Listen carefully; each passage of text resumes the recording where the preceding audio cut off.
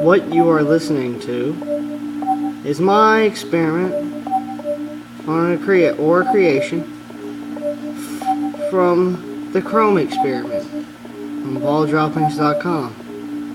I know the name sounds funny, but I was intensively bored. I was told about this website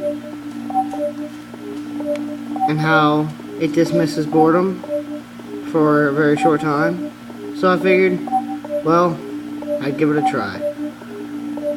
This is an extremely simple setup, but I figured it works best for me as it disperses boredom. Though sometimes you may get annoyed with your beat and you may have to change it.